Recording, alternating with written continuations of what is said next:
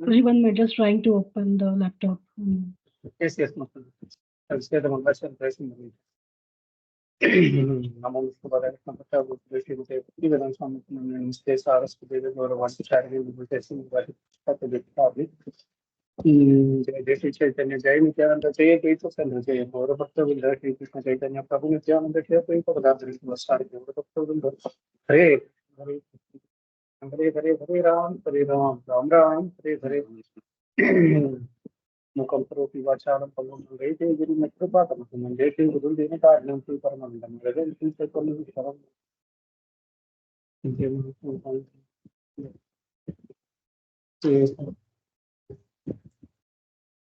Okay, so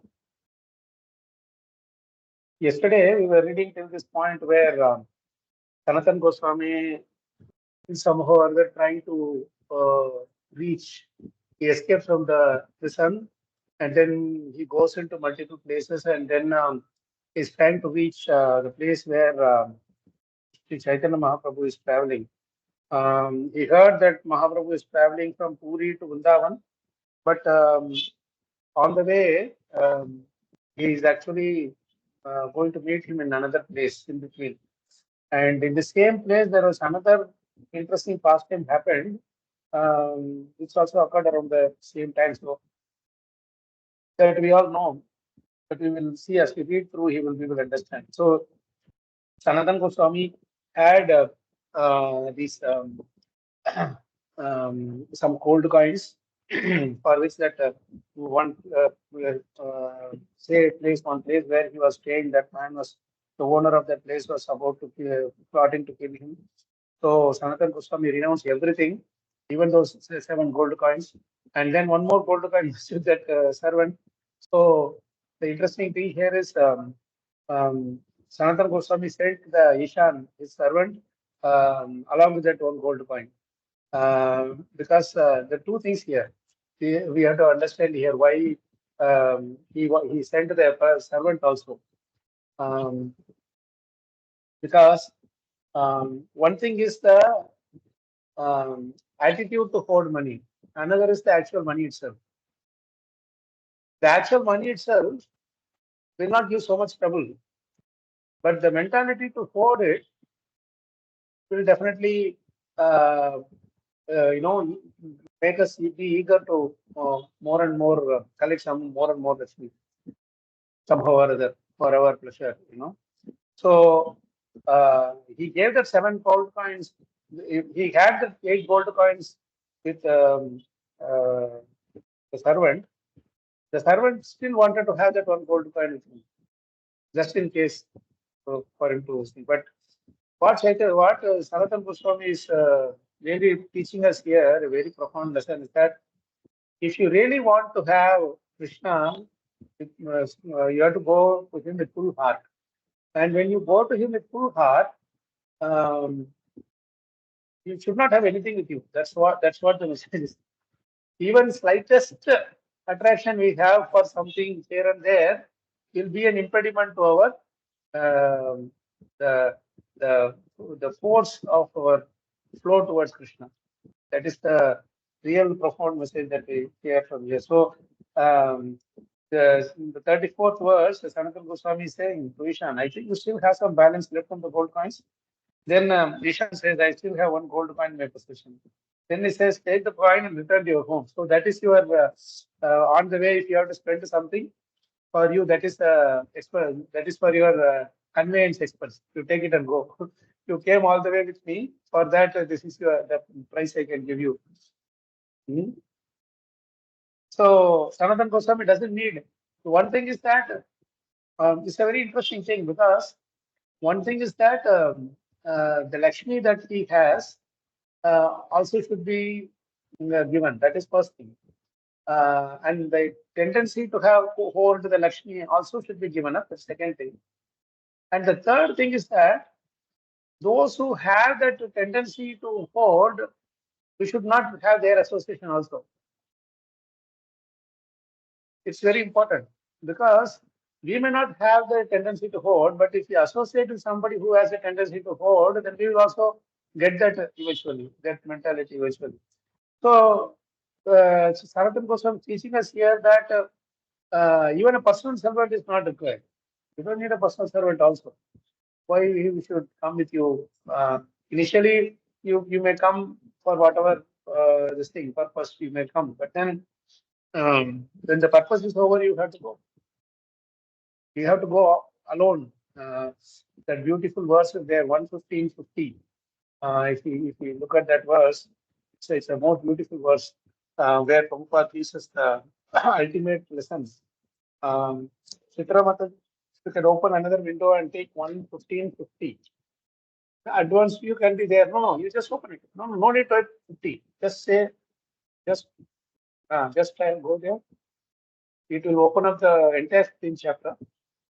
Then you can go to 50th verse. Just scroll down to 50th verse. And if you open the translation, the purport, it's really wonderful. We'll read that before we proceed forward. 115:50. Somebody should read the purport. Really profound purport. I will read, Prabhu. Please, Prabhu. Hare Krishna. When flying an airplane, one cannot take care of other planes. Everyone has to take care of his own plane. And if there is any danger, no other plane can help another in that condition.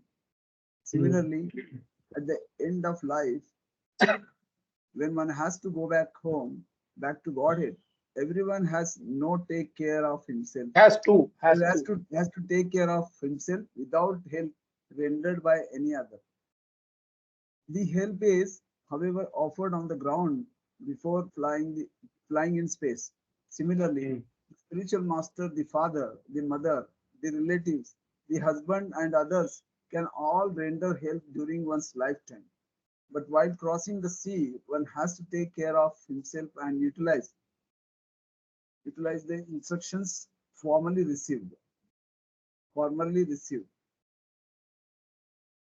Draupadi had 5 husbands, and no one asked Draupadi to come. Draupadi had to take care of herself without waiting for her great husbands. And because she was already trained, she at once took to concentration upon the lotus feet of the Lord Vishnu, Vasudeva, Krishna, the personality of Godhead. The wives also got the same result as their husbands in the same manner. That is to say, without changing their bodies, they reached the destination of Godhead. Srila Vishwanath Thakur, Chakravarti Thakur suggests that both Draupadi and Subhadra, although her name is not mentioned herein, got the same result. None of them had to quit the body. Thank you, Prabhu. So this is a very, very profound purport. Prabhupada, one thing we have to realize is that Prabhupada always teaches us the lesson, which is hard to digest many times, but that is a reality. Just because we have come to Krishna consciousness does not mean that we will be chatting and all the way go back. It may not happen. See, we still have to go through the difficult situation in our lives, and we can't blame somebody saying that, oh, you did not come to help me, she did not come to help me, he did not come to help me. All those kind of things, blaming and blame will not work because everybody is suffering.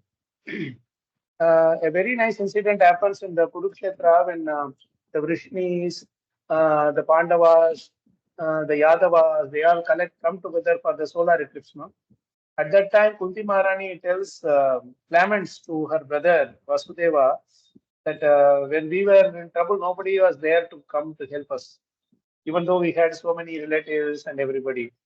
But what Vasudeva tells is a very profound instruction.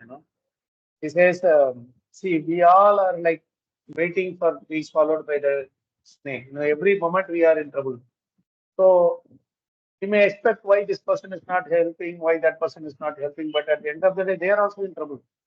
They are also they are also in need of help. So nobody in this world is so free and so available and so affluent that they don't have any problems and they need to, they can come to help others. So Except it is a God. very, sorry, Prabhu? Except God, no one is free. Yeah, and Krishna also comes only when it's absolutely needed. He doesn't help for every small things. He will not come and help us, right? So we have to, and we should also appreciate that fact, because if Krishna doesn't come to help, it means that we don't need the help. We have to learn ourselves to swim, right? We should learn to swim ourselves. That is the point. So Sanatana Goswami, if you see throughout this the whole thing, till now Chaitanya Mahaprabhu hasn't come into the picture at all. If you notice that the whole thing is about Sanatana Goswami going through this ordeal, and of course Chaitanya Mahaprabhu came little bit in the scene when Rupa Goswami and his other brother Anupama, they are going to meet him.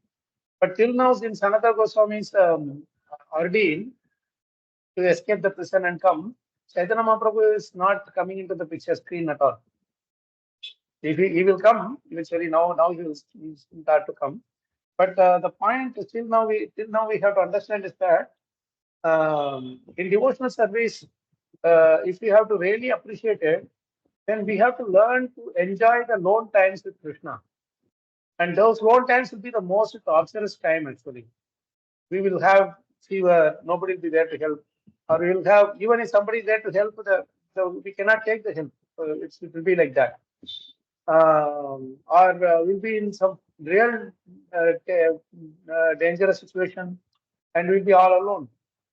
And even if you call, others will not be able to come. And that's the time the real surrender will come out, if we are really surrendering to Krishna.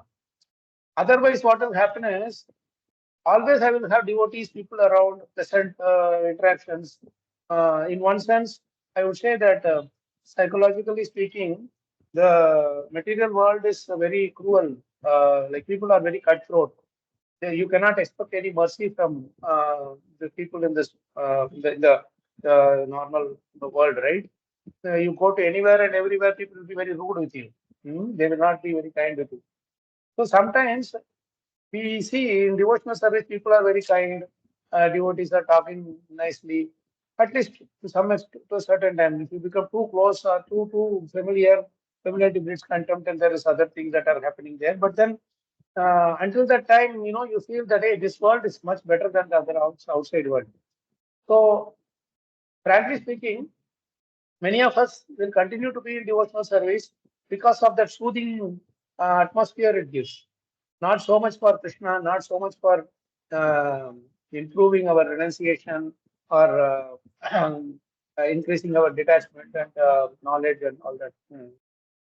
So without being equipped with this, that shloka which we read yesterday, Satshraddha Dana Munayo Jnana Vairagya, that shloka I just just one verse or two verses. In the 19th chapter, okay. The beginning, when he was sharing that thing, Satshraddha Dana Munayo Jnana Vairagya, Pashyanti Atmani Cha Atmanam Bhaktya Shruta Grihitaya. Yeah. The seriously inquisitive student or sage, well equipped with knowledge and detachment, realizes that absolute truth by rendering devotional service in terms of what he has heard from the Vedanta Shruti. This statement is very powerful because many times we say that devotional service is enough, knowledge detachment is not required. Yes or no? We say that don't worry about that so much, only devotional service is required. But this sloka is very interesting because your devotional service is not devotional service if it is not equipped with knowledge and detachment. You got it? By default, devotional service is like buy one get two free kind of. When you get devotional service, real devotional service you do, then naturally knowledge and detachment should accompany it. If it is not accompanying, then it means there is something wrong with our devotional service. You don't have to externally, explicitly cultivate this knowledge and detachment, but as part of the devotional service, you will get this knowledge and detachment. So the devotional service that Sanatana Goswami had for Krishna Chaitanya Mahaprabhu, that is what led him to become so free. To detach himself from all the things. We will see after a few verses. You will see what all things that, how all Chaitanya Mahaprabhu, see, Sanatana Goswami was renouncing, but still Chaitanya Mahaprabhu was looking at him and see how he is renouncing, how much more to renounce. That is the most beautiful part in this entire pastime. Okay, so let's read now from verse number 40 onwards. So now he left that Ishan also. He is alone now, and he is going to a place called Hajipura, where his brother-in-law, I mean my sister, Sanatana Goswami's sister's husband, so Srikanta, he is also engaged in the government service, and he meets him there. And actually, Sanatana Goswami did not go to meet him. When he was passing by Srikant, his brother-in-law, he saw, hey, he looks like Sanatana Goswami. Let me go and talk to him like that. But yeah, because it isn't, Sanatana Goswami is very careful not to be identified by anybody. So let's read from verse 40 onwards, 39 onwards. Oh, sorry, 38. There it starts. Yeah, who wants to read now? May I read, Prabhuji? Please, Prabhu. In Hajipur, there was a gentleman named Srikant, who happened to be the husband of Sanatana Goswami's sister. He was engaged there in government service. Srikant had 3 lakh gold coins with him, which had been given to him by the emperor for the purchase of horses. Thus, Srikant was buying horses and dispatching them to the emperor. So this is a different place. Hajipura is kind of it's not part of the Bengal thing. So he is a different emperor is there, and he is serving for him. Yes. When Srikant was sitting in an elevated place, he could see Sanatana Goswami. That night, he took a servant and went to see Sanatana Goswami. When they met, they had many conversations. Sanatana Goswami told him in detail about his arrest and release. Srikant then told Sanatana Goswami, stay here for at least 2 days and dress up like a gentleman. Abandon these dirty garments. Sanatana Goswami replied, I shall not stay here even for a moment. Please help me cross the Ganges. I shall leave immediately. With great care, Srikant gave him a woolen blanket and helped him cross the Ganges. Thus, Sanatana Goswami departed again. See, this is very interesting. Sanatana Goswami is very careful not to be identified by anybody. And the second thing is his urge and eagerness to meet Chaitanya Mahaprabhu as soon as possible. And on those days, he's not going by flight or train or whatever. If you want, you can go by flight from Bombay to Calcutta, Chennai to Calcutta over just 2 hours, and you'll be there in no time. But Sanatana Goswami is walking all the way, and he is not going by straight route also, not in the main route also. He's going through the forest and all the bushes and all whatever, all the uninhabited places. Please continue, Prabhuji.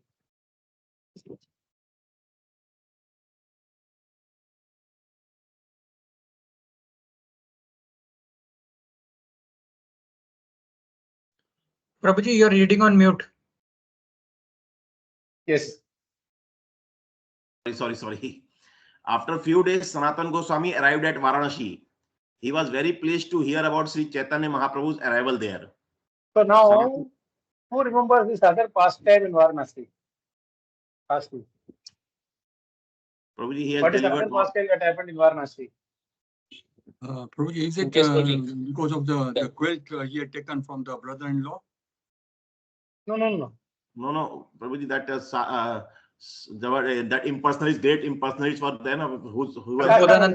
Yes, Actually, He was sitting at the place where people were washing feet. Yeah, so there he goes, and a lot of disciples of Prakasha and Saraswati, they are all in-person ways, and he preaches to them and converts all of them into Vaishnavas. He initiates all of them. So Prakasha and Saraswati becomes Chaitanya Mahaprabhu's disciple. And then Chaitanya Mahaprabhu goes and worships in the Kashi Vishwanath Varanasi temple, Kashi temple, no, Vishwanath Ji. So he's worshipping there, and then he leaves that place from there, right? So this happens. Tapan Mishra and Chandrasekhar Acharya. These two are the persons, are the servants of Chaitanya Mahaprabhu there. Tapan Mishra is the personal cook of of Chaitanya Mahaprabhu. And so that is another important pastime that happened there. And Sanatana Goswami is going there. When he hears that Chaitanya Mahaprabhu is there in Varanasi, immediately is very happy and he goes there. Please continue reading. Sanatana Goswami then went to the house of Chandrasekhar and sat down by the door. Understanding what was happening, Sri Chaitanya Mahaprabhu spoke to Chandrasekhar. Now, this is a very interesting thing. Hold on. This is a very interesting thing. See, he was so much urged, he had to come and meet Chaitanya Mahaprabhu. Right? He doesn't want to stay anywhere. He wants to keep on walking. He didn't want to take any rest at all. All night also he was walking. But you see, he came all the way. He knew that Chaitanya Mahaprabhu was staying at Chandrasekhar Acharya's home, and he's coming and he's just sitting outside, doesn't want to come and see Chaitanya Mahaprabhu. That's humility. That's real Kṛṣṇa Dāsa. He's not feeling himself qualified to see Chaitanya Mahaprabhu yet, in spite of the fact that he comes there. He was thinking maybe I will see him from a far distance in some group or somewhere where Chaitanya Mahaprabhu is maybe doing Sankirtan or giving class or whatever. There I will see him from far distance, like that. So this is a very interesting thing because Sanatana Goswami is teaching us a very important lesson here. How much ever renounced or elevated or whatever you may be, the spiritual master will identify you. We don't have to go and tell the spiritual master that Maharaj, I am waiting for you. I did this to you, I did that to you. Those things are all not needed. They know. The heart of hearts, Krishna reveals to them what needs to be. And that is what is going to see. We are going to see that happening here. So it's such a heart-to-heart connection between a sincere disciple and a pure devotee, spiritual master, that most things happen without even expressing too much in words. And if at all there is something that is expressed through Vacha, words, that is mainly for the benefit of the future generations. That's all. Krishna and Arjuna can talk just by the eyes, just by the signals of the eyes only. But then they had to discuss the entire Bhagavad Gita for the benefit of others, for all of us. So the real disciple will get the message of the spiritual master from the heart only. He doesn't have to struggle too much to receive that message. Prakashante Mahatma. So Sanatana Goswami, this is really a beautiful point where Sanatana Goswami went to the house of Chandrasekhar, sat down by the door, and the next line is even more beautiful. What is that? Understanding what was happening. Chaitanya Mahaprabhu knew. He is Bhagavan himself, right? So he knew what was happening. Now, the person whom I am looking for. See, one thing we also have to understand here very clearly that Sanatana Goswami and Chaitanya Mahaprabhu are eternally, they are very intimately related. Sanatana Goswami is also the Manjari. Is that Puna Manjari? Or which Kamala Manjari? I forgot the name. Rupama Goswami is Rupa Manjari. But Labanga Manjari? Labanga Manjari? Labanga Manjari? I don't know, Prabhuji. I have not heard that Manjari name. But anyway, he is one of the Manjaris, right? Maybe somebody will find out. Choose Prabhu or somebody will in the meantime find out and put it in the chat. So that is one thing that they have, just like Ramananda Rai and Chaitanya Mahaprabhu were intimately related. So they were discussing. Intimately related means there is no question of I have to become familiar with you, become friends with you, develop relationship. That is all not needed. See, with some devotees, some people, Rati Manjari. Thank you, Guru. So this with some devotees, with some of them, we do feel a connection beyond the time, isn't it? When we meet first time itself, we see that seems like we have known each other for a long time. It's a very nice, pleasant feeling that when you have that mood with other personality, right? So Chaitanya Mahaprabhu is very much, eternally connected with Chaitanya Mahaprabhu beyond the limits of time and body and all that. You know, that is very important. We have to know that. And Chaitanya Mahaprabhu is actually waiting. He has multiple purpose to do. When he had to convert this Prakashananda Saraswati and go, there also he knew. Many of them are coming and asking, why are you not coming and associating with us? You also took the sannyas from Brahman, the Brahma, the sannyasi only. You should read Vedanta with us, etc., etc. But Chaitanya Prabhu smiles and says, okay, I will find a file, I will come later. So, so that is, he knew. And then later what happens, that one Brahmana, he requests Chaitanya Mahaprabhu to come and have lunch with him. He says, I am arranging for a lunch for all these other sannyasis. You also please come. So until that point, Chaitanya Mahaprabhu did not speak anything. Even if they are ridiculing his dancing, chanting, kirtan, etc., he was just smiling and moving away because he had a plan. That's his master plan.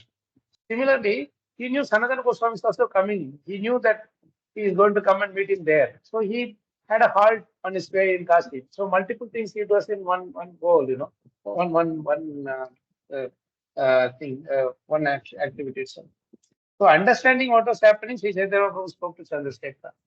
Such a beautiful thing here. This is really nice. Mahaprabhu Jani, Chandrasekhara Kṛṣṇa. He knew what is happening.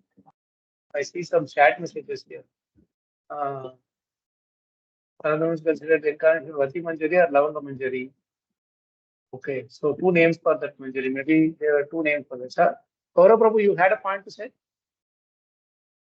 Prabhuji, just a small question out of curiosity. I mean, Sanatana Goswami is considered to be the, Guru of Rupa Goswami also. Because elder brother.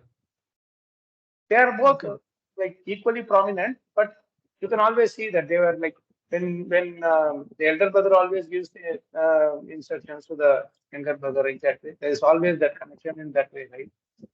So yes. So Prabhu, why we are called Rupanugas then? Why we are called Rupanugas? If you say Rupanuga, then automatically Sanatana also, because Rupa is following Sanatana. Right. One of the reasons we say Rupanuga is because Rupa Goswami is the most prominent of all the Goswamis because he wrote the most number of books or shastras, and his contribution is unparalleled. Equally to Sanatana Goswami also, but then the literatures wise, if you see, Sanatana Goswami wrote also Brihad Bhagavatamrita and all, but Rupa Goswami is like Nectar of Perception, Nectar of Devotion, and many other shastras he wrote, and that's the reason we are given that See, even in the 12 Alvars also, Prabhu, if you see, there are 12 Alvars in South now, like Ramanujacharya's predecessors. Out of that, the top three, the first three are Periyalvar, Buddha Tadvar, they are all very elderly. In fact, a couple of them were even, they appeared in the Dwapara Yuga itself. But some Nammalvar came after them. But if you see, Nammalvar is always given the prominence. If you go to Balaji the temple, they give the NVCC, they put that chadar, the ones on the head. That has two small lotus feet on the top. If you see where they are holding, there two small lotus feet will be there, and that lotus feet represents Nammalvar, because Nammalvar represents the lotus feet of the Lord. Each one of them represent different limbs or weapons like that, angas of the Lord. Nammalvar specifically represents the lotus feet, so they always consider him to be the prominent, even though he is much younger. Mainly because he has written the most number of the pasurams also, and he has done a lot of service in that sense. So, and as it is, both of them have a Sanatana Goswami and Rupa Goswami. They are always considered as the inseparable, like Rupa Sanatana. That's how we used to normally call. So, thank you. Thank you. Nice. So let's continue reading. Sri Chaitanya Mahaprabhu said, "There is a devotee at your door. Please call him in."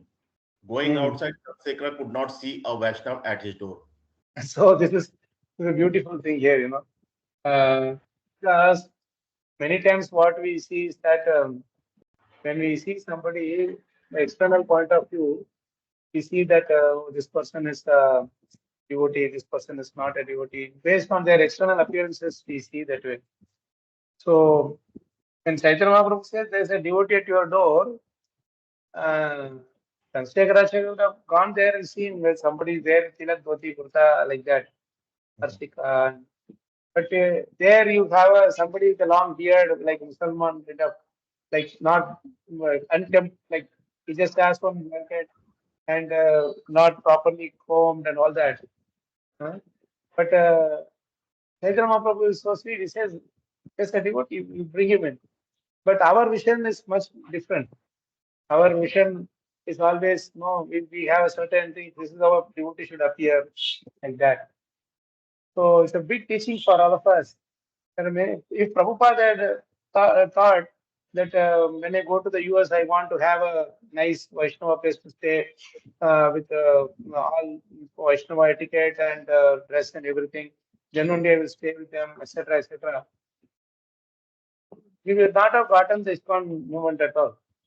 He stayed with a normal Indian who is married to a American, and they had eggs and everything in their refrigerator. And Prabhupada was living there as a guest. He had to keep his cooking, everything there along with the things. Normally, sannyasis don't even think about it. They can't even conceive of it. But he had taken a serious vow to do to propagate, the broadcast the transcendental message of Chaitanya Mahaprabhu. For that, he is willing to take any risk, isn't it? So when Prabhupada was preaching, everybody was like Sanatana Goswami. I mean to say, with all the beard and hippie hair and everything. He didn't cut his hair for a long time mainly because he's a what? If you are a minister, you can't be like this. Minister means they will be really clean shaven, very nicely dressed and all opulence and everything, right? But he deliberately took this way so that nobody will identify him. You understood? Because he was crossing all the places, even though he might have crossed the Nawab's border, the president's area of control, if someone from that region, they see him and they go to tell him, and then the Nawab can send his soldiers to catch hold of him and bring him back to the distance, isn't it? So he was very careful. For that, he was putting all kinds of, I mean, he let the way be there. So I was just thinking how Prabhupada would have seen all the hippies and all who were sitting there with all the beard and you know, and how much mercy he would have, how much compassion he would have had, and what kind of a transcendental vision he would have had to see the devotee in all of them. It's a very important point that unless we see a devotee in a person, that person will not appear as unless we see Krishna inside. Devotee means I see the Krishna inside, and that he is eternally a devotee. He is eternally a devotee of Krishna. Externally, he may be whatever, eat meat, he may do whatever nonsense. But then the heart of heart, the soul is pure. So unless we see that, we will not be able to relate to that person as a devotee. And unless you relate to that person as a devotee, you cannot transform him into a devotee. I mean, the external transformation will not happen. Internal and external transformation will not happen. It's a very important point to note. Many times we don't see people as even devotees, as we are not seeing them as a devotee. What to speak of outsiders, others.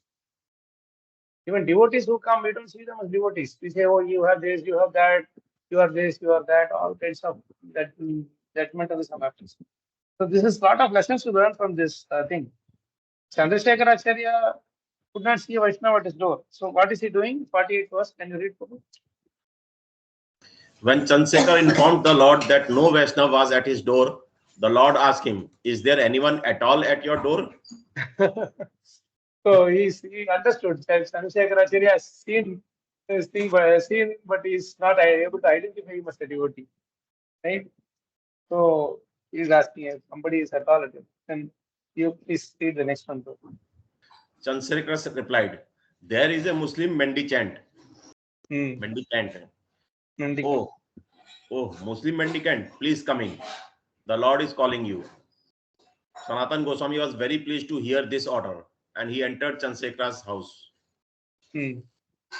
As I soon think as Prabhu, sorry. Can you go up a little bit? There is one line which is translated into so it is converted into purport. It's like, can you switch on purport? Yeah. Can you just enable the purport? No, just the purport. You just go and click on it. It is there, Prabhu. Yes. On the purport, if you come down.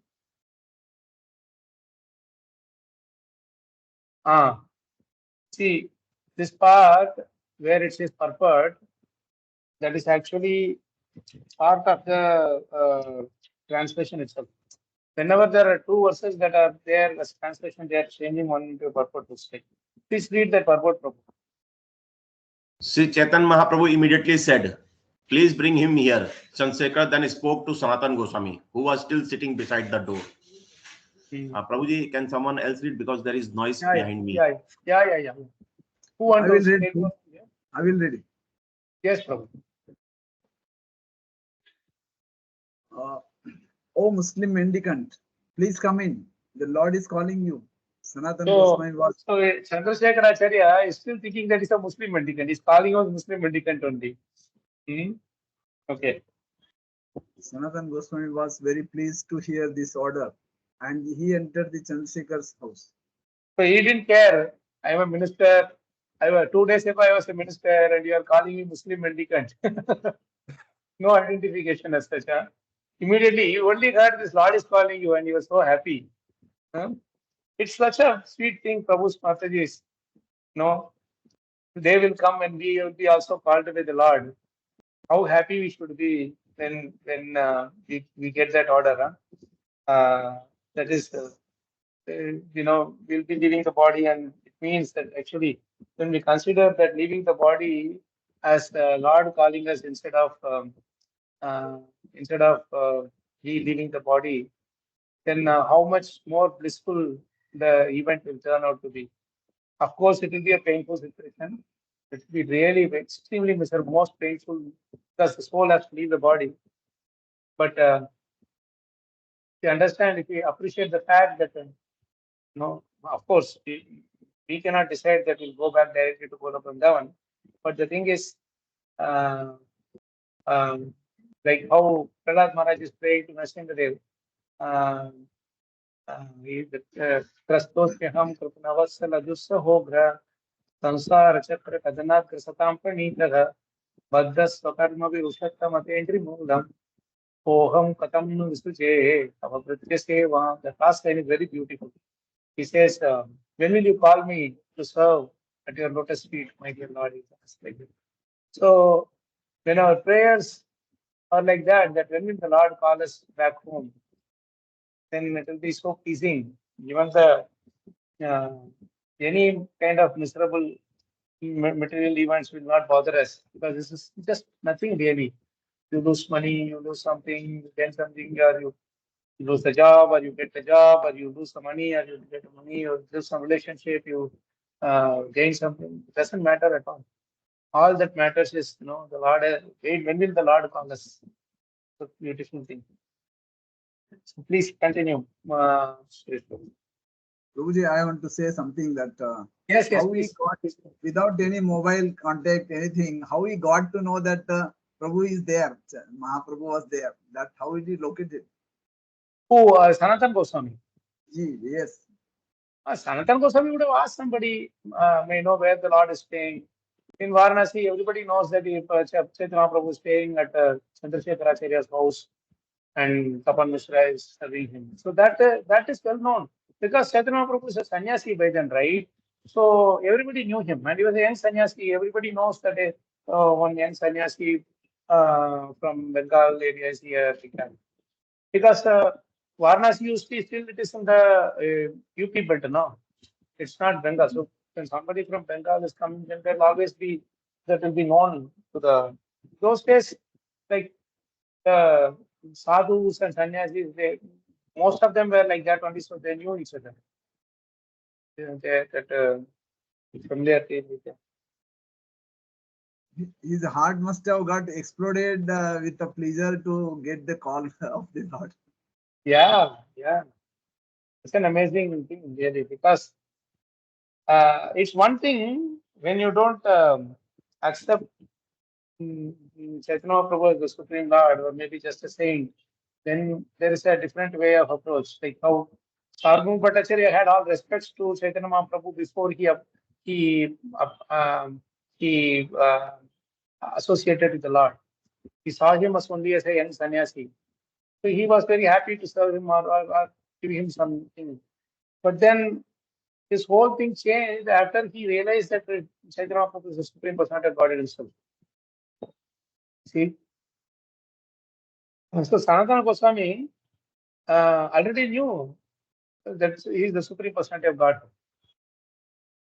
So when he was called by the Lord inside, how much blissful he would be. Finally, ultimately, I have come to this point. I trust. I struggled all my life to come to this point where I will be able to meet the Lord, and He is right there. Such a sweet thing, and he did not have any. See, now we know that Sanatana Goswami is a great personality, Rupa Goswami is a great personality, and all that. But when they were existing in this earth, they were not having any false notion that, oh, Chaitanya Prabhu will give me special attention, this, that, and all. You got the point. So they were always considering very humble, themselves to be very humble. That what are we? We are, like you will see Rupa Goswami and Anupama also, when they went to see the Lord in where is Ramikelia, they have that the dry grass in their teeth, in between their teeth, and they went to pay obeisance to the Lord. That is how you express the humility, what it internally means when you have the dry grass in your blade of grass in your teeth is that actually it is like saying that I am like a goat, like the bakara, no? Where I have no intelligence, and I just be there. I don't even know why I am being cut, why I am being born, why I am given food. So I am a fool in front of you, basically. That's what it means. And I know nothing other than just this eating, sleeping, waiting. Please help me. Please enlighten me.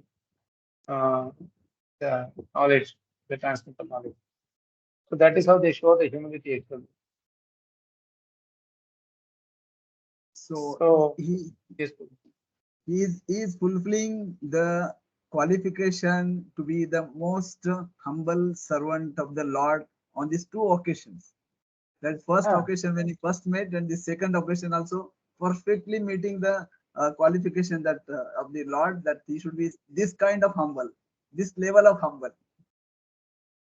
Yeah, and renunciation also. All the Goswamis, they were all very well off. They were opulent like anything. Nobody can be, even today's state, we cannot imagine to have so much wealth or position, power, etc. But just like that, they just left. Yakta Purnam, Shesha Mandala Patisha. Tucham. They just considered everything as Tucham and just dropped it overnight. And that is what actually attracted Chaitanya Mahaprabhu. Because one thing is practicing devotional service is like, we may say, oh, we have to follow this, we have to have this, etc., something we should have. But then if you have to preach the message of Krishna, then the level of renunciation should be akka. We cannot have any concessions there. With Kali Yuga's progress, things are degrading. But when Chaitanya Mahaprabhu was there, he was uncompromising when it came to renunciation or the following the strict order of renunciation. He was not saying Yukta Vairagya.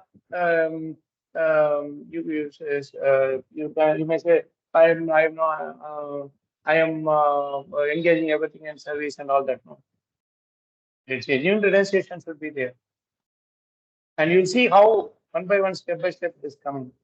I see a question here from I think Srila. Sometimes eagerness to meet Lord or Guru may overshadow humility. No, actually, that eagerness to meet the Lord itself is humility. But the point here is that when we are eager to see the Lord, to meet the Lord, we should also understand, from Sanatana Goswami's mood, that we are not qualified. The thing is that I am very eager to see the Lord, but at the same time, I don't want so much importance to be given by the Lord that He gives personal audience to me. He gives those kind of things are not needed. That eagerness can be that even from a far distance I can stand and hear what my Guru is speaking. That way also the eagerness can be expressed. So, in one sense, that eagerness itself is a humility, but it should be combined with the thought that I am not yet qualified. I am not qualified to have the personal association of the Lord. And when the Lord is giving that thing by Himself, then we will feel that Krishna is so merciful. Not that I have become qualified. But Krishna is so merciful that even to such an unqualified person as me, He is giving me that mercy. I will not say no to it, but I will say that I am totally unqualified for this. But that feeling of disqualification or undeserving thing will help us feel more and more grateful and humble. And that is the best way to receive the mercy of the Lord. When I don't feel that I am not qualified, then I will not have the gratitude. Or I will not have the humility. That's right. So that feeling of disqualification is a natural outcome of our humility, and that disqualification will keep us away from. I mean, we will feel that I should not become too familiar with the Lord that way. See. So Sanatana Goswami, Rupa Goswami, they all had that awe and reverence mood with the Lord. So Chaitanya Mahaprabhu, different people had different mood. Like Jaladananda Pandit was completely in a what do you call? He would threaten the Lord also. He had the audacity to, I mean, not audacity, I would say, he would have the power to threaten the Lord that you have to eat whatever I'm cooking, like that. So to that extent, he was loving in a different way, right? Chaitanya Mahaprabhu, being the Lord, Supreme Lord Himself, He reciprocated accordingly. And you see in many places how Chaitanya Mahaprabhu interacts with Sanatana Goswami, it is all in the mood of respect. Even Chaitanya Mahaprabhu will give the due respect to Sanatana Goswami. That is how their relationship was. So it depends on the relationship again, finally. There are times when devotees used to go and want to meet the spiritual master somehow or other. That the spiritual master sees the mood behind it. He doesn't split hairs there. He just sees the eagerness, takes it that way. When you see that nice incident is there, then Srila Prabhupada was traveling. Initially, he was in the East Coast, that is New York, that area, the New York area. But then after some time, he got this opportunity to go to San Francisco, where he started this thing there, the programs there. So Jayananda Prabhu and all met Srila Prabhupada there. And after some time, Prabhupada went from San Francisco to again East Coast or other places for teaching. So for some time, they couldn't see Prabhupada. And again, Prabhupada came back to San Francisco. And that time, Jayananda Prabhu went to meet Prabhupada. I mean, it means to receive Prabhupada from the airport. So Prabhupada comes in the escalator, he comes down. Jayananda Prabhu becomes too excited. And when Prabhupada comes down and with his bag, Jayananda Prabhu hugs Prabhupada and does 3 rounds, taking him down like that, and then puts him down. Was so happy and eager to see Prabhupada that he, just like you meet any friend and you hug them and you roll, do a round with them, like that he did Prabhupada. And Prabhupada didn't mind it. Prabhupada was much older, no? But after that, he took him to the taxi, and because he was cab driver also, he was taking Prabhupada in the cab. So Prabhupada was sitting in the passenger seat and Jayananda was driving. Then Prabhupada very softly told him, I liked your eagerness, but you should not do these things with the spiritual master. you should, you should, you should receive him. Then he said, sorry, Prabhupada, out of that eagerness that I'm meeting you after a long time. So Prabhupada didn't take it as an offense, but he just mentioned it. But he always loved Jayananda Prabhu for his innocence, so I mean, these are certain things which you will see in the interactions. But as long as the familiarity doesn't breed into a contempt, that is where we should be very careful. Otherwise, what happens in these kind of things, when we meet the spiritual master very frequently. Indra also committed that offense to Brihaspati. Every day Brihaspati is coming to the place, Darbar. Indra became very casual with him. I mean, that was a cause of his downfall. So we have to see that also, that factor also in there, that our eagerness doesn't overshadow, it doesn't surpass the humility. We should be, awe and reverence is always a representation of the humility. So it is always said that with the spiritual master, we should never become familiar. We should always approach them with the awe and reverence. That element should always be there. We are not yet at that point where we can be completely informal like the 4% groupies. They are totally different level, right? But we can pray to them and we can continue to do our seva with house, like say Narad Muni and others were all approaching Krishna. Awe and reverence does not mean that you should be very afraid and all that. Not that. In awe and reverence also, you can have a nice, friendly, intimate talk. That will always be there, right? There is nothing that doesn't stop the interaction. It may be a little bit less compared to the other intimate dasas, but it's okay. Still, it will be there. Even that is a boon, blessing for us. Okay, so let's continue. While reading this, let us enter the heart of Sanatana Goswami to feel the bliss of the meeting their Lord. So this is from this so wonderful that Sanatana Goswami was very pleased to hear this order, and he entered the Chandrasekhar's house. And as soon as Sri Chandrasekhar Sri Caitanya Mahaprabhu saw Sanatana Goswami in the courtyard, he immediately went up to him and with a great haste, after embracing him, the Lord was overwhelmed with the ecstatic love. This is such a beautiful statement. Well, you see, this being a devotee, many times we don't understand how much the Lord feels, what will be the Lord's mood. Like here, Sanatana Goswami is feeling so unqualified and he's very inhibiting. I just want to see the Lord and pay my offering obeisances. I don't want to make him feel disturbed. But the thing is, the Lord is going to him with great haste. How much the Lord must be hankering to see him. After embracing him, the Lord is overwhelmed with ecstatic love. This is exactly how the Lord will be feeling in Golok Vrindavan if we go eventually there, isn't it? The Lord will so joyfully welcome us there into the devotee bandwagon. How much?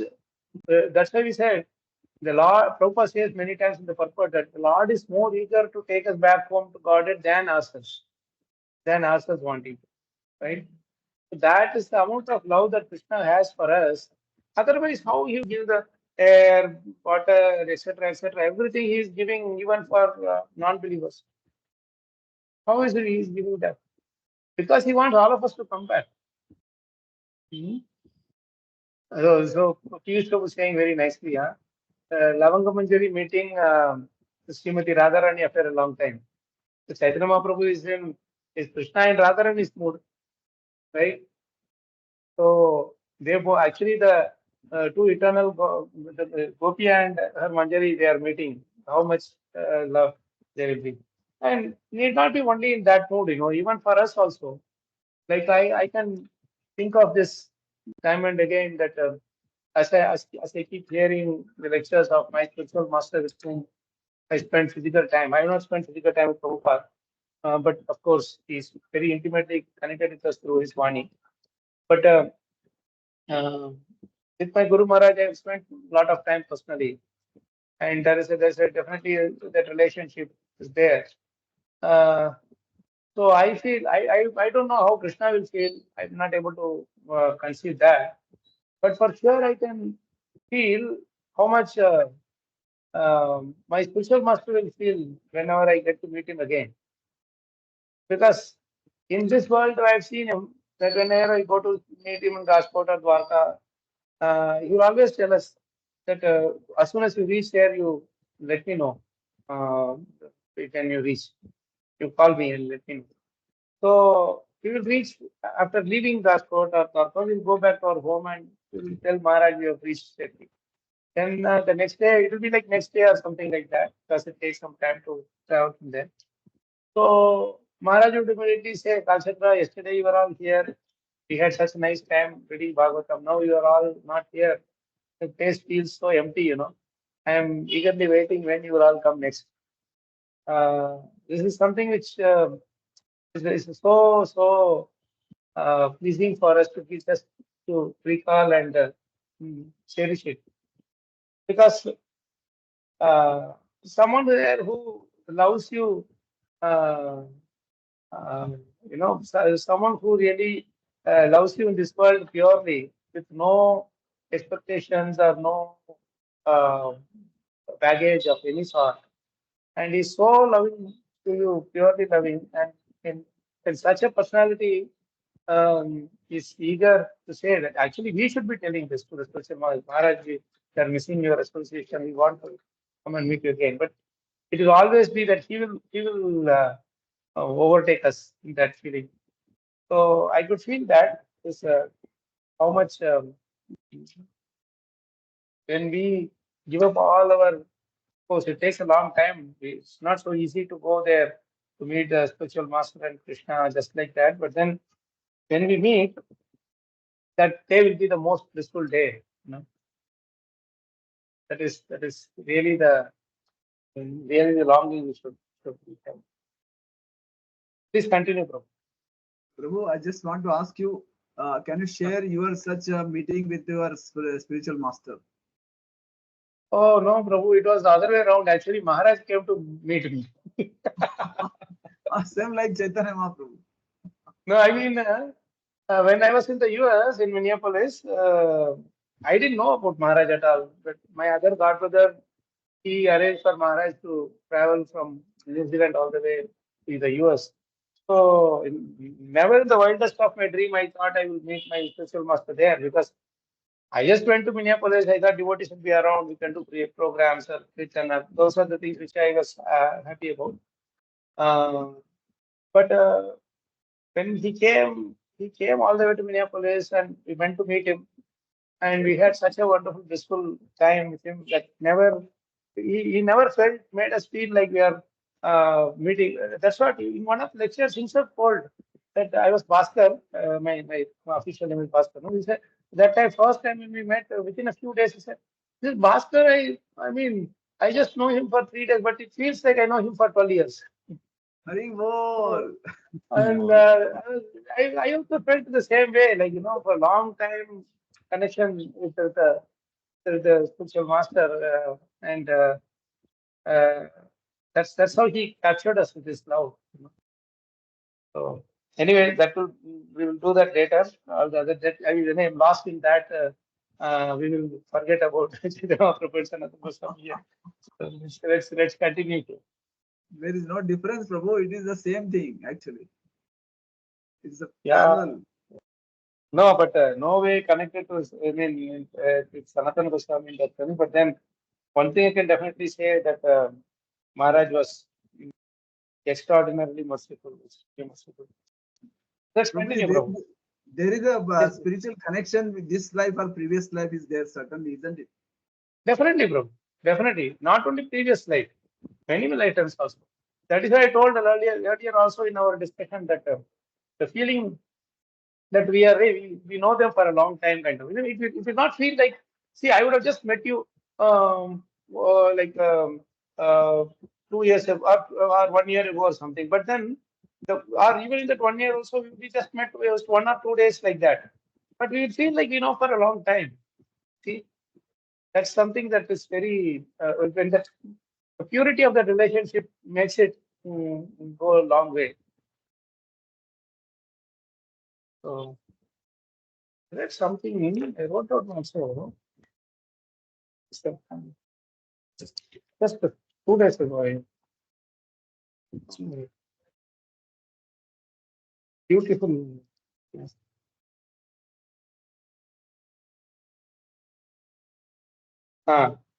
See this. Prabhupada writes in 427.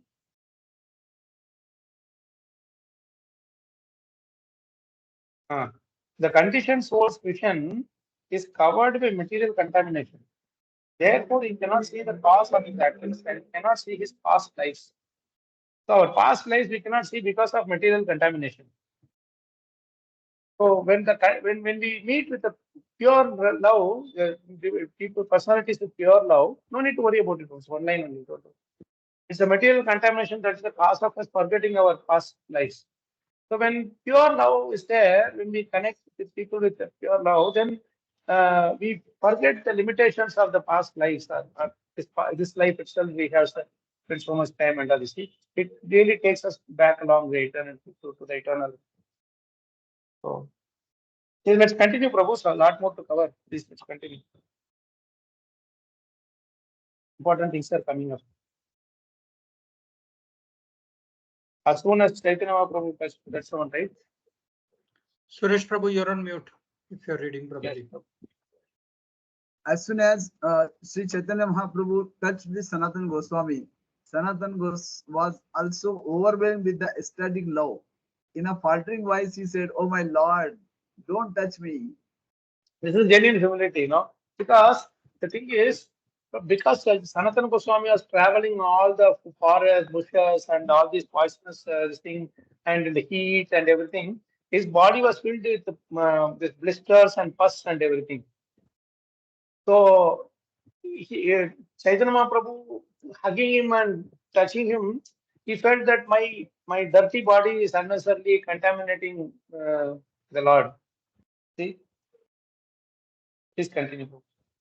Prabhu, this was the first time, not this time. Next time when he comes to Puri, that time he got all the body that contaminated with that what he got contaminated with some injuries and all that. No.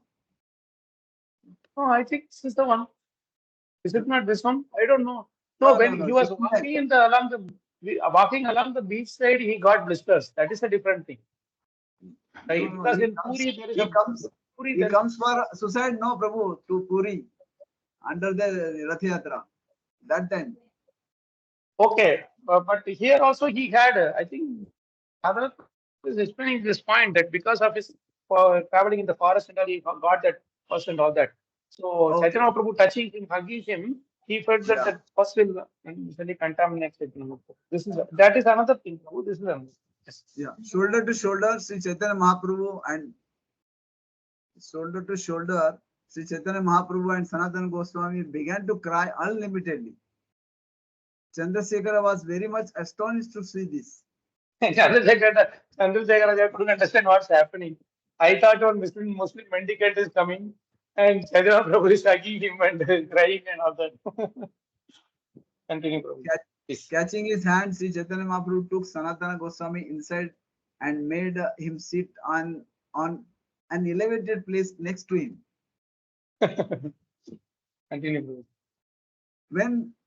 When Sri Chaitanya Mahaprabhu began cleaning Sanatana Goswami's body with his own transcendental hand, Sanatana Goswami said, "Oh my Lord, please don't touch me."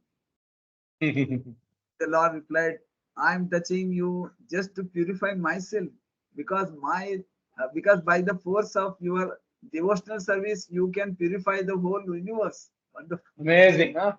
See? Prabhu kahe Thomas Parsi Atma Pavitrite Bhakti Bale Para Tumi Brahmanda Shodhite. Brahmanda Shodhite. You are both. You can purify the entire Brahmanda by the purity of your devotion. This is real Bhakti Prabhu's Mataji's. If we cannot appreciate this, Chaitanya Mahaprabhu descended to teach us this. And what is real pure devotional service?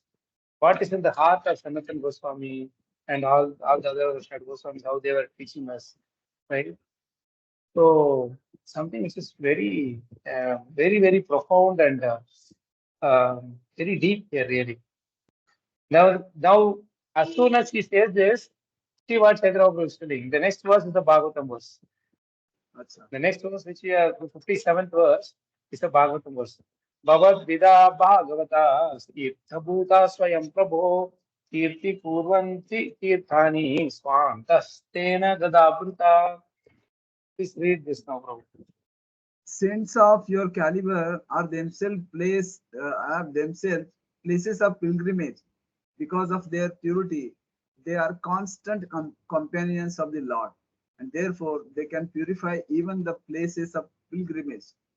See, this is how you don't have to worry about all this cleanliness and all those things. Don't worry about those things.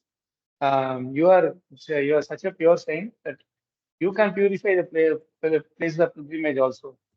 So they are, because of their purity, they are constant companions of the Lord. They are carrying Krishna in their heart. So what else you need? So they actually go to sacred places of dhams. They purify the place of all the contaminations. Because sinful people also come there and they just do all the sinful practices and goes away. Now let's read this purport, Prabhu, beautiful purport. Yeah, Prabhupada comparing this meeting with Lord is similar to Yudhishthira Maharaj receiving the Vidura. Yes, because this verse is spoken by Yudhishthira Maharaj to Vidura. Oh, okay. 1:13:10. This verse is spoken by Yudhishthira Maharaj to Vidura. That's why this verse is quoted by Chaitanya Mahaprabhu here. Yes. So this verse was spoken by Maharaja Yudhishthira to Vidura in Srimad Bhagavatam 1.13.10. Vidura was returning home after visiting sacred places of pilgrimage and Maharaja Yudhishthira was receiving his saintly uncle. In essence, Maharaja Yudhishthira was saying, "My Lord Vidura, my dear Lord Vidura, you yourself are a holy place because you are an advanced devotee. People like you always carry Lord Vishnu in their hearts. You can revitalize all holy places after they have been polluted by the pilgrimage of sinners." A sinful person goes to a holy place of pilgrimage to be purified. In a holy place, there are many saintly people and temples of Lord Vishnu. However, the holy place becomes infected with the sins of many visitors. When an advanced devotee goes to holy place, he counteracts all the sins of the pilgrims. Thereafter, Maharaja Yudhishthira addressed Vidura in this way. Since an advanced devotee carries the Lord Vishnu within his heart, he is moving temple and a moving Vishnu. An Very advanced interesting, devotee, huh? He's a moving Vishnu. See, an it's advanced devotee. such a beautiful thing. Please read that line again, too. Since an advanced devotee carries Lord Vishnu within his heart, he is a moving temple and a moving Vishnu. Every devotee is a moving temple, and because he carries Vishnu in his heart, that's why he's a moving Vishnu. So, from this perspective, when somebody says Om Namo Narayana, or they're calling that is how you see here. It's moving temple or a moving Vishnu. So that's a very important point. I mean, very, very significant point. Please continue, Prabhuji. So that's why Chaitanya Mahaprabhu is saying, Jare deke tare gaha Krishna. Krishna Upadesh. Yeah. Krishna Upadesh. An advanced devotee does not need to go to holy places. For wherever he stays is a holy place. In this connection, Narottam Das Thakura states, Tirtha Yatra Parishrama Kevala Manera Brahma. Manera Brahma. Visiting holy places is simply another type of bewilderment. Since an advanced devotee does not need to go to a holy place, why does he go? The answer is that he goes simply to purify the place. He doesn't feel so. He goes there to purify himself. But the fact is that he goes there when the pure devotees go there, they purify the place also. But this is very important. What Narottam Das Thakur is saying, visiting holy places is simply another type of bewilderment, and it becomes like that. It becomes a fashion. Now, suppose people are like saying everybody is enamored about going to Ayodhya now, or some other place where there is like lot of this thing. I should also go. I should also go. But after going there, also we are only running after material things. So we should be very careful with that thing. Not get sucked to this thought that hey, I should go here, I should go there. Okay, what for you are going there? Are you transforming? Is there any transformation happening in our hearts, in our behavior? Our behavior pattern changes. That is important. Okay, let's go to the next one. Next is also another verse from Hari Bhakti Vilas. So we'll read that translation, please. Okay. Krishna is telling here. Lord Krishna Ame bhaktas chaturvedi madbhaktas shvapacha priyah tasmai deyam tato grahyam sacha pujo yathakyaham.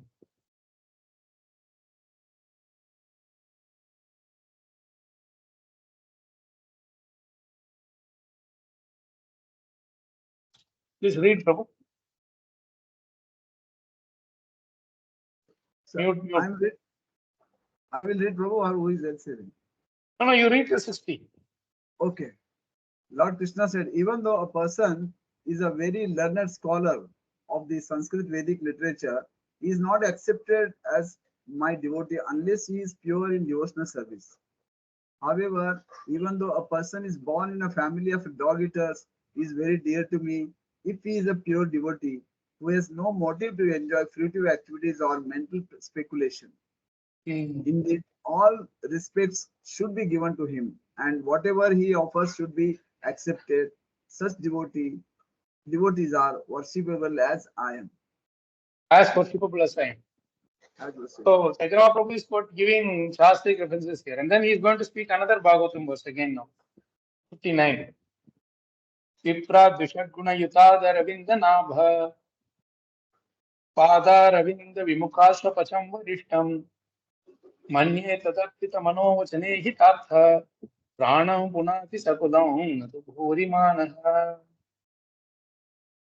Translation: one may be born in a Brahmana family and have all 12 Brahminical qualities, but if he is not devoted to the lotus feet of the Lord Krishna, who has a novel shaped like a lotus, he is not as good as a Chandala who has dedicated his mind, words, activities, wealth, and their life to the service of the Lord. Simply to take birth in a Brahmana family or to have an Brahminical qualities is not sufficient. One must become a pure devotee of the Lord. If a Swapacha or a Chandala is a devotee, he delivers not only himself but his whole family. Whereas a Brahmana who is not a devotee but simply has Brahminical qualifications cannot even purify himself, what to speak of his family. This is Prahlad Maharaj's prayer to Nrsimhadev. Prabhupada gives nice references, but let's go to the next one. Please read the 60th verse.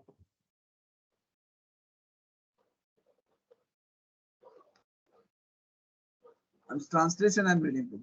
Sri Chaitanya Mahaprabhu continued, by seeing you, by touching you, and by glorifying your transcendental qualities, one can perfect the purpose of all sense activities.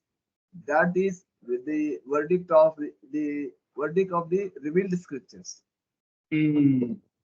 So we are also glorifying Sanatana Goswami here. So we are also purified as a result. Chansalpati Prabhu, sorry, I didn't see your. Do you have a question or point? Prabhuji, just previous verse we were reading that if someone is born in a Brahman family or he has developed Brahman qualities, but if he is not a devotee, but if someone has developed Brahman quality, then as Prabhupada is saying that this institution we are formed to make Brahman. And here he's saying if someone has developed Brahman quality, then he has to be a devotee. No, there are two kinds of Brahmanas, Prabhu. There are Brahmanas who are Brahminical by nature, but then they are that one thing of Krishna Ekacharanam they have not attained. Like there are Vedic Brahmanas who will be attached to the Vedic rules and regulations, the Smarta type, they are like more into the rituals, the Karma Kanda, those Vedic rituals and everything. But they will not understand that ultimately for all these things, Krishna is the source. Like, for example, that Yagnik Brahmanas who refused to give the Bhoga to Krishna's friends, to Krishna. They were doing everything perfectly, Pakka Prabhu. They were Yagnik Brahmanas, means they are Brahmanas of the highest order. But when it came to giving Bhoga to Krishna directly, they were not willing to. They were too much attached to the ritualistic yajnas and homas and all those things. You got it? Those kind of Brahmanas. They have not yet surrendered to. I actually got confused with this Brahman quality. I thought when quality means if he is having Brahman quality means. Yeah, Brahmanical qualities as described in Bhagavad Gita also, no Prabhu. That is Satyam, Shaucham, all those Arjavam. Those qualities will be there by default. But then they will not be fully surrendered to Krishna. There are Brahmanas like that. That's why in Kali Yuga, why Brahmanas are not respected, because of that Kali entering in, that one small thing of that pride thing that Kali entered in, right? That I am Brahmana. End of the day, with all the qualities they may have, that feeling, the identification that I am a Brahmana will be there, and that Krishna does not like. You got it? That is the last straw that stops us from being humble. Last straw of hurdle that stops us from being humble. That identifying or always remembering that I am a Brahmana. Here, Sanatana Goswami is a Brahmana. He is born in a Saraswata family, but he is not accepting that he is a Brahmana. That's why Chaitanya Mahaprabhu likes him even more. He feels that I have associated with this Lechas and Yavnas for some time. I have associated with them, so I have lost all my Brahmanical qualities. So I cannot be called a Brahmana. He says, I am a Mlacha. That's why when he said, oh, Muslim and Dikat, you come immediately, he will start coming. Because himself is feeling that I've become a Mlacha. So much strict was the standards of Brahmana even in those days. And now it is even more worse. So that is why even Drishat Guna Yuta, you see in that list, Sanat Sujata Prabhupada have written in that verse as a footnote, the 12 qualities. Viprat, Dvishad means 12. 12 gunas, Yutad. Aravinda Nava Pada Aravinda Vimukha. This is how you should read it. Viprat, Drishat Guna Yutad. Brahmana is there who has all the 12 qualities expected of a Brahmana. Aravinda Nava Pada Aravinda Vimukha. Aravinda Nava means Krishna. Pada Aravinda Vimukha. he is averse to the lotus feet of Krishna. That can happen when we are too much attached to the ritualistic side of things only. Right? Yes, Prabhu. Thank you. Thank you for the question, Prabhu. Nice. So let's go further.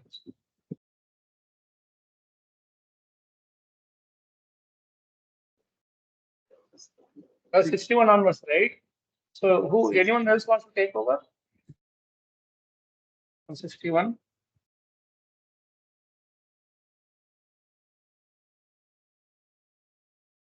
Anyone wants to read? May I read, Prabhuji? Yes, Prabhu. Please. May I? Please. Okay, no, someone Sorry, else. Shivam Prabhu. Let Shivam Prabhu read. Yes, Prabhu. Prabhu. Okay. Thank you, Prabhu. My dear Vaishnava, seeing a person like you is the perfection of one's eyesight. Touching your lotus feet is the perfection of the sense of touch. And glorifying your good qualities is the tongue's real activity. For in the material world, it is very difficult to find a pure devotee of the Lord. See, this is Caitanya Prabhu himself is saying this. In the material world, it's very difficult to find a pure devotee of the Lord. Please continue, Prabhu. Sri Chaitanya Mahaprabhu continued, My dear Sanatan, please hear from me. Krishna is very merciful, and he is the deliverer of all fallen souls.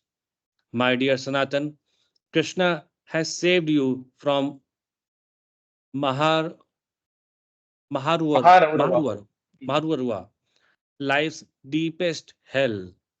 He is an ocean of mercy, and his activities are very grave. So, Krishna, his activities are very great. Krishna's activities are very great. Can you read the purport, Prabhuji? Sure, Prabhu. Nice purport. As stated in Bhagavad Gita 18.61, Ishvara Sarva Bhutanam Hridaya Arjuna Rajuna Tishtati.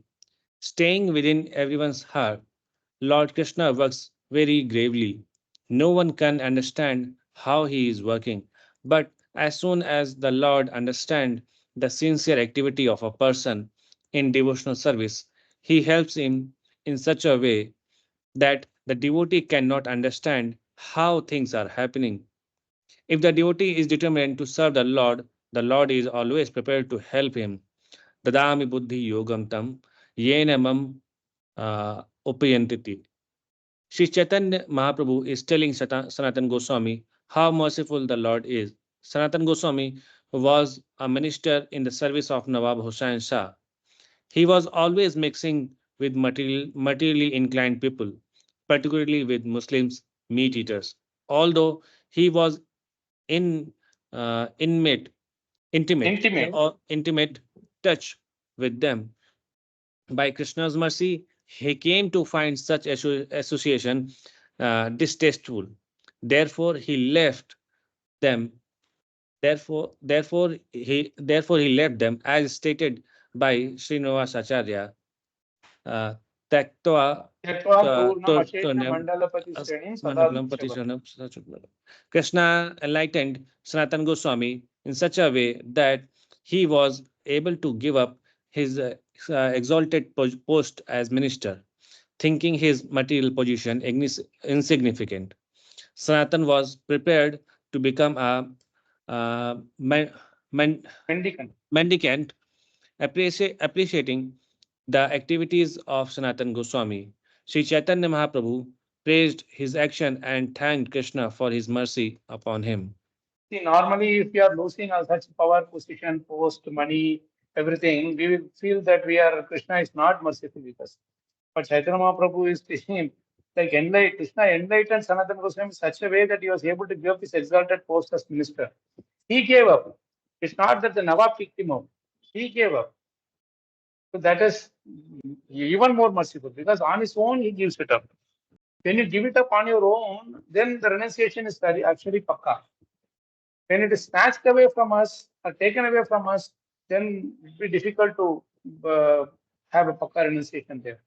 So that's why Chaitanya Prabhu is saying it's extra merciful. Krishna is extra merciful. Whenever Chaitanya Mahaprabhu is saying that Krishna is like this, Krishna is like that, then it is Radharani speaking. This is Chaitanya Mahaprabhu speaking in the mode of Radharani. Yes, Suresh Prabhu, Yes, you have Prabhuji. something? Prabhuji, is it not similar to receiving that Brahmana, that poor Brahmana? Which poor Brahman? Sudama. Sudama. Is it not very similar that he is in Yeah, yeah, very true. Nice point, Prabhu. All Same, people same like surprised. how Krishna received Sudama, here Krishna is Chaitanya Prabhu receiving Sanatana. Nice Prabhuji, point. yeah. Yes, Prabhu. Prabhuji, I have one question, Prabhu. So how we can Yes. understand this, means leaving everything and then running behind actually, I mean, Satya in that time, he knew that, he's a Krishna. But in our situation, how we can actually incorporate this kind of See, Prabhu, culture. one thing we have to understand is that we should not take this literally. Anything that is happening in the Shastras, we should not immediately take literally. And I mean, if we can give it up and go, that is like when you are in a when you don't have anybody dependent on you, then there is nothing wrong doing that way. If you are really attached to that, we should not do it in a very like fervor, in an enthusiastic fervor we may do, and later we will come to know that, hey, my God, I have not got the real renunciation. You see, Sanatana Goswami was studying Bhagavatam all through. Even though he was serving the mlachas, he had his Bhagavata Vichar going on in parallel. You understand? Yes, So yes, his yes. renunciation was based on the foundation of Srimad Bhagavatam and unflinching faith in Chaitanya Mahaprabhu.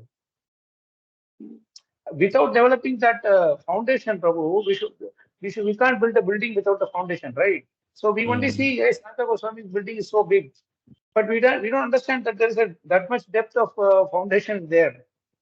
The foundation will not be visible to us. You understand? Only the building will be visible to us. So we should not think that, hey, we can also build a building like that. We should put so much foundation in there.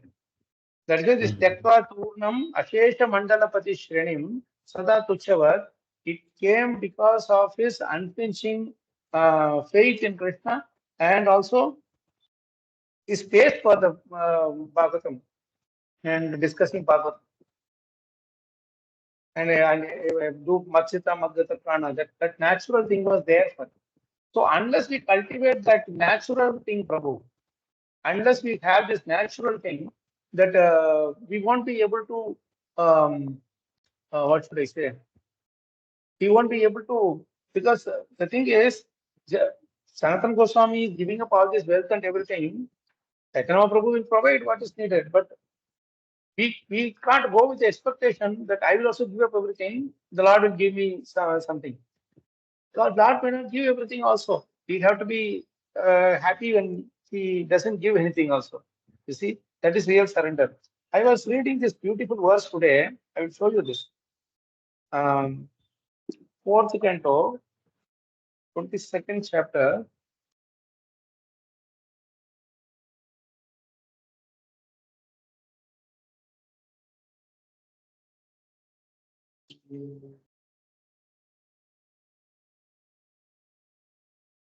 Yeah, 4:22-23, Prabhu. 4:22-23. If you take it up, it's a beautiful thing. This is some line is very important. Please read the translation directly. Yes, bro.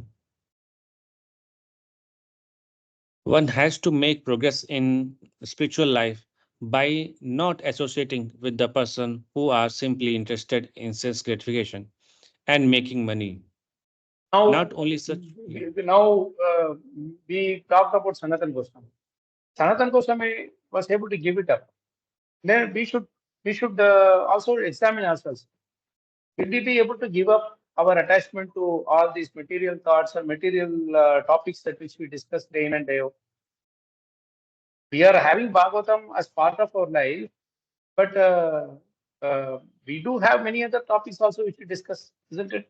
We talk about elections, we talk about this celebrities or this war, that war, countries, different things, politics, economy, so many things we talk about.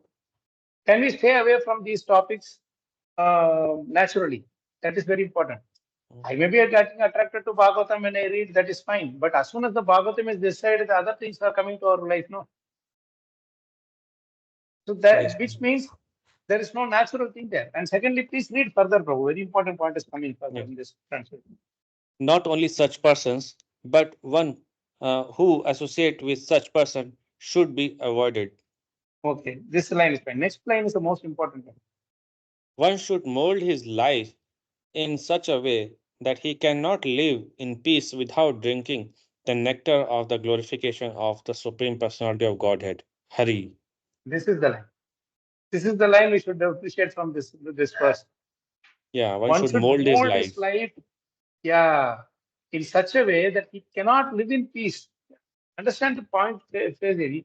If he cannot have if he does not attend Bhagavatam class or he doesn't do chanting, then he will have to, he will be literally depressed or in anxiety. You understand how many days we would have missed Bhagavatam class or reading Bhagavatam at home also, and we don't feel that we have lost something, we have missed something at all. So here this line is the most important. One should mold his life in such a way that he cannot live in peace. He cannot be peaceful. That day he will be like, he can't even sleep in the night. He cannot live in peace means he cannot sleep in the night. Not live in peace without drinking the nectar of the glorification of Supreme Personality of Godhead, Hari. Some katha should be there with somebody. Need not to be only in a program or a big group or this thing, that thing. No, nothing like that. Simply, even with one person you talk also, that is also katha only. Machitta prana. Then please read the next one. One can thus be elevated by being disgusted the taste for sense enjoyment. Only if we mold our life to naturally have attraction to Krishna Katha in such a way that we cannot live in peace without hearing Krishna Katha, the sense enjoyment propensity will go. Until that point, the sense enjoyment propensity will not go away. We will not be disgusted with the taste for sense enjoyment. You still feel some taste, that natural taste is coming from. So this is the thing, Prabhu. We should have this as the standard before we even aim of replicating Sanatana Goswami's or Raghunath Dash. Let's read further. There's a few more things coming up. Yes. Sanatana replied, I do not know who Krishna is. As far as I am concerned, I have been released from the prison only by your mercy. Sri Chaitanya Mahaprabhu then asked Sanatana Goswami, how were you released from the prison? Sanatana then described the story from beginning to end. Sri Chaitanya Mahaprabhu said, I met your two brothers, Rupa and Anupama, at Prayag. They have now gone to Vrindavan. By the order of Sri Chaitanya Mahaprabhu, Sanatana Goswami met both Tapan Mishra and Chandrasekhar. Tapan Mishra then extended an invitation to Sanatan, and Lord Chaitanya Mahaprabhu asked Sanatan to go get a shave. After this, Sri Chaitanya Mahaprabhu called Chandrasekhara and asked him to take Sanatana Goswami with him. He also asked him to take away Sanatana's present dress. Chandrasekhara then made Sanatana Goswami look like a gentleman. He took him to bathe in Ganga, and afterwards he brought him a new set of clothes. Okay, is anyone else want to take over from here? We have something very important to cover, so a few minutes will take to complete this. Can I read, Prabhuji? Please, Prabhu, go ahead. Do we need to read the purport or next translation, Prabhu? No, just next translation. Text 72. Chandrasekhar offered don't say 71, 72, just keep reading. Chandrasekhar offered a new set of garments to Sanatana Goswami, but Sanatana did not accept them. When Sri Chaitanya Mahaprabhu heard news of this, he became unlimitedly happy. See, these are all the small little tests that Chaitanya Mahaprabhu will do to Sanatana Goswami. You know, he is giving a new dress. And Sanatana says, no, I don't want this. I want to be renounced with everything. I don't want anything new. See, we can't replicate this. We go to the temple, we go with a nice, clean, washed clothes, right? So, if we externally try to imitate Sanatana Goswami's these acts without internalizing his bhava, loving bhava for Krishna, it will become like a hypocrisy only. You understood? So, what Mahaprabhu is saying is that don't follow externally. By your natural love, as it keeps growing, naturally you will give up everything. Raghunath Das Goswami, his father was owning half of Calcutta. He renounced everything and he comes and he stands in Jagannath Puri to take just 2 drops of buttermilk he is taking for the whole day. Right? Why would they follow those renunciation? Because they feel their humility is forcing them to follow the renunciation. They feel that I have done so much this thing, wasted so much of my time, and I have not got the Chaitanya Mahaprabhu's mercy that I want to do prayaschitta for all those things. That is how they go there, right? So we need to have that, to understand the foundational bhava. Otherwise, it will become very dangerous actually, imitating. Yes, please continue, Prabhu. After bathing at noon, Sri Chaitanya Mahaprabhu went to the house of Tapan Mishra for lunch. He took Sanatan Goswami with him. After washing his feet, Sri Chaitanya Mahaprabhu sat down for lunch. He asked Tapan Mishra to supply Sanatan Goswami lunch also. Tapan Mishra then said, Sanatan has some duty to perform, therefore he cannot accept lunch now. At the conclusion of the meal, I shall supply Sanatana with some remnants. So here actually Sanatana Goswami is very tricky. He says he doesn't want to eat. See, Chaitanya Mahaprabhu keeps giving him so much respect, but Sanatana Goswami feels that I don't deserve this at all. So he specifically says to Tapan Mishra that I have something else to do. Please carry on. And why? Because that way he will get the Mahaprasadam from Chaitanya Mahaprabhu. The remnants of Chaitanya Mahaprabhu he will be able to get. One thing he says he doesn't qualify to sit on the same thing at the same way along with Chaitanya Mahaprabhu and eat. Second thing is he wants to take the Mahaprasadam first. Please continue. After eating, Sri Chaitanya Mahaprabhu took rest for a while. Tapan Mishra then gave Sanatan Goswami the remnants of food left by Chaitanya Mahaprabhu. When Tapan Mishra offered Sanatana Goswami a new cloth, he did not accept it. Instead, he spoke as follows. If you want to give me some cloth according to your desire, please give me an old cloth you have used. When Tapan Mishra gave Sanatan Goswami a used dhoti, Sanatan immediately tore it into pieces and made 2 sets of outer cloth and underwear.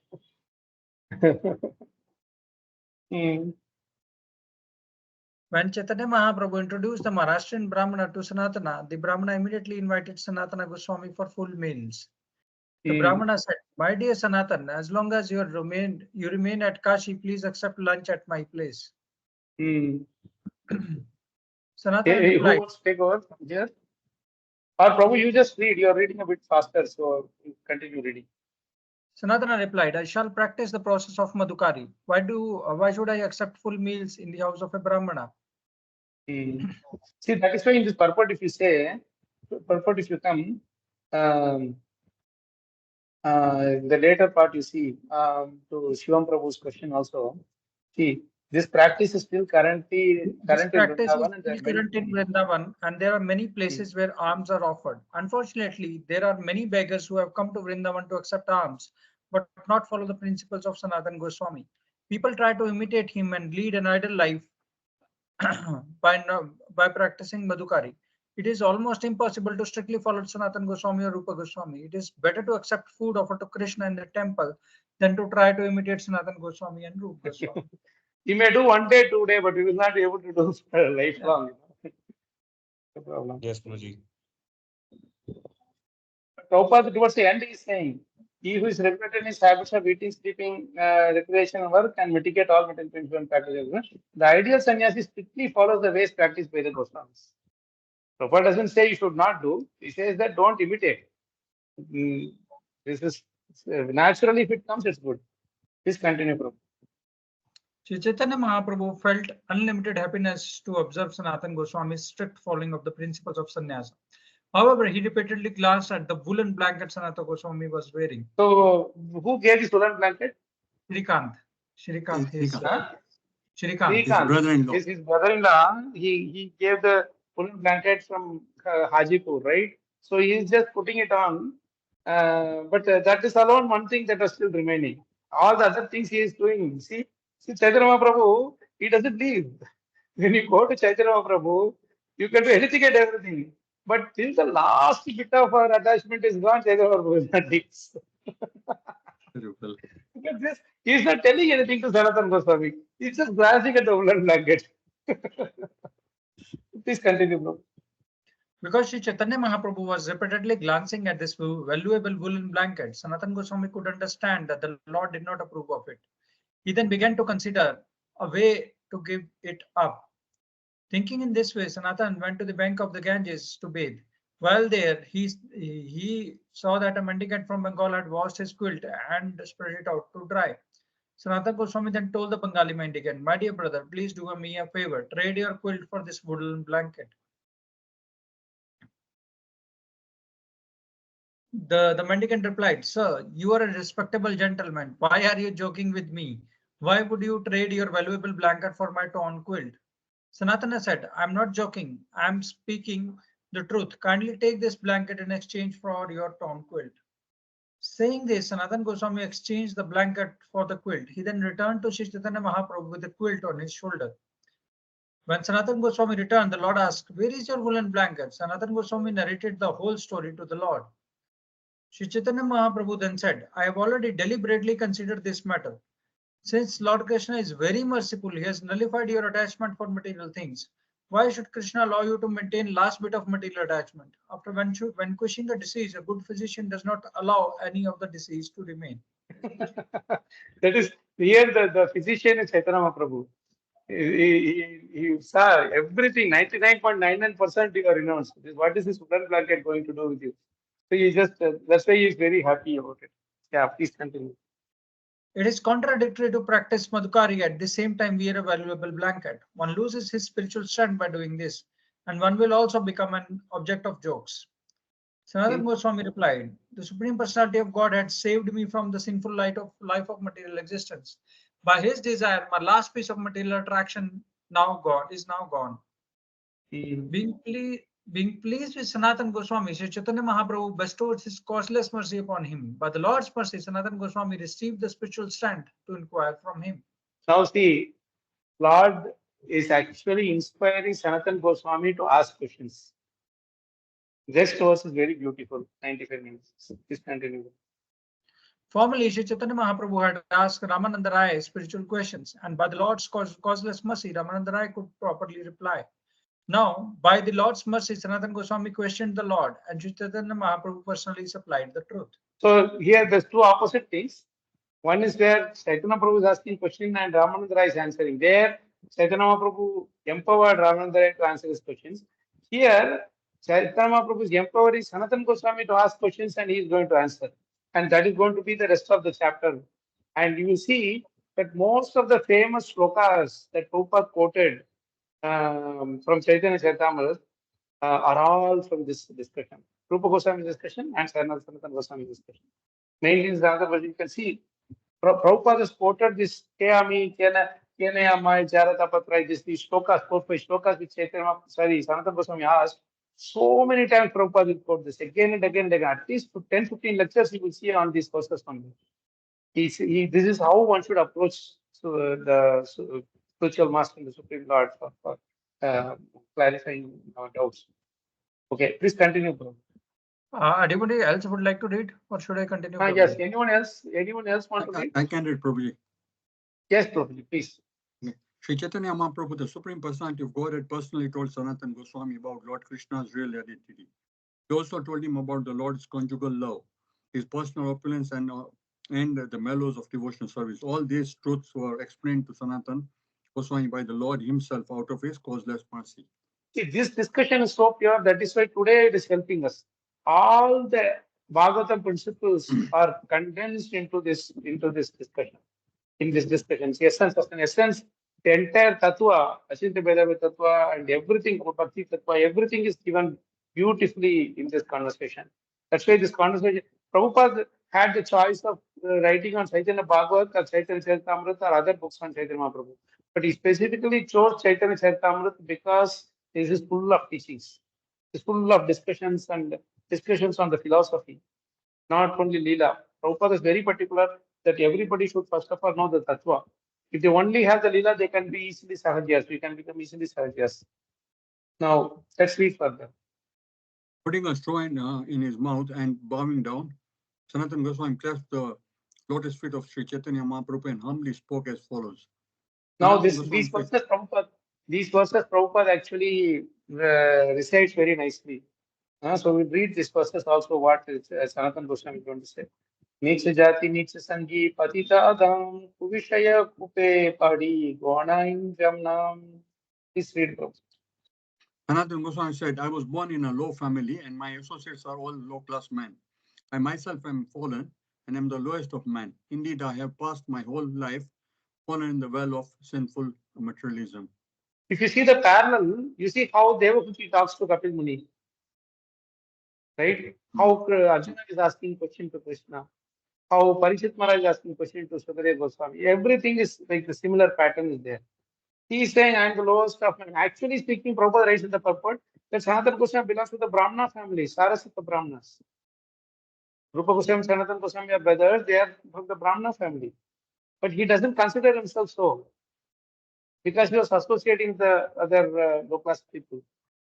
Next, Apanara Hita Hita Pichuinai Jani Gramya Vyavahare Pandita Tai Satyamani. See, such a very exalted post he had, but see what is his humility.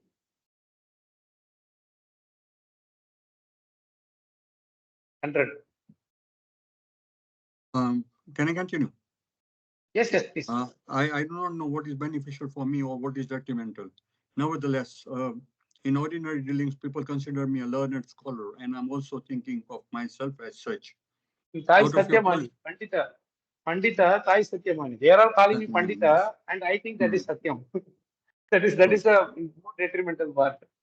Next, Kripa Kari Yadi More Kari Acha Udhar, Apana Kripa Te Kaha Kartavya Amar.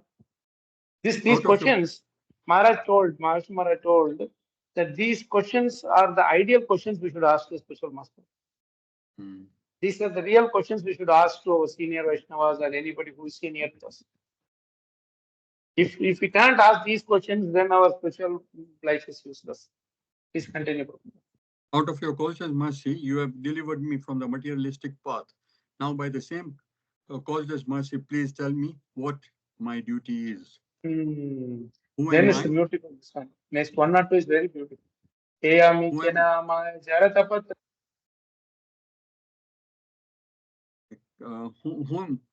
am I? Why do the threefold miseries always give me trouble? If I do not know this, how can I be benefited? So these are the questions we should actually ask. Sadhya sadhana tattva puchite na jani kripa kari sabha tattva bahana apkahata apani. Actually, I do not know how to inquire about the goal of life and the process for obtaining it. Being merciful upon me, please explain all these truths. We'll stop here, Prabhu, we'll stop here. Time it's quite some time actually. I know we didn't realize the time passing, but this from here on, Chaitanya Mahaprabhu is going to explain for the rest of the almost 200 verses or so the entire science of devotional service. We will tomorrow, if we find some little time during the day, we can probably read some of the answers if devotees are willing to join in. If not, we will let devotees read at their own pace. I will leave it to you. If devotees want to read further Chaitanya Prabhu's answers to these questions, we can do that. Of course, if we fasting also, many devotees, we can try doing for an hour or so. If devotees are taking off tomorrow because of Holi, if you have holiday or whatever. If not, we'll do another day when we get a chance, or you can read it at your own leisure. Is that okay, Prabhu Mataji? Yeah, that's wonderful. Because the answers are long. It's going to be, it's not just one or two verses. It's going to be a nice, beautiful answer. They have been really, really beautiful. I tell you, really to the core, because this is the most. It's like, you know, the Mahaprabhu is trying to start answering, and we stop because the time is also the essence. We've already almost 1.5 hours into the discussion. So I thought stop here. But the more important thing we should see here is that, see where Sanatana Goswami started with his detachment, this renunciation. He first renounced his post, then he renounced his plea, then he renounced his servant, personal servant also. And then he was given a woolen blanket or whatever, and then he came to meet Chaitanya Mahaprabhu. He renounced the food. He renounced the the seat or whatever the food that they were given, that elevated seat, whatever that was given to him, and the dress that was given to him. And finally, Chaitanya Mahaprabhu saw that small, this bit of attachment is there, woolen cloth, that also he gave up. And because of this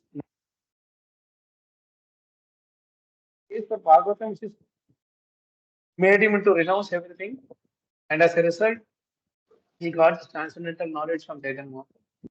So, in our life also, we should pray to Sanatana Goswami that we should have natural renunciation and natural attraction for the Lord, and natural eagerness to serve the Lord and surrender to Him, just like Sanatana Goswami and all the other Sadhu Goswamis had. That is why they are shining lamps for all of us, even now. See. If not, that's their renunciation was exemplary. Their loving devotion was exemplary. It was not a showcase, show bottle thing. It was a real thing they had, real love and devotion to Krishna, and the detachment thing they had. So this is what we to get. That is how they could attract Chaitanya Mahaprabhu's Sanatana Goswami and all the Sadhu Goswamis to bestow upon us their causeless mercy, to love Chaitanya Mahaprabhu with a drop in the ocean of their love for him. And we will pray to Sri Chaitanya Mahaprabhu also on the one glorious occasion of Sri Gaura Purnima tomorrow. That let's do genuine devotional service and somehow or other surrender to the Lord and help others also come out of the miseries.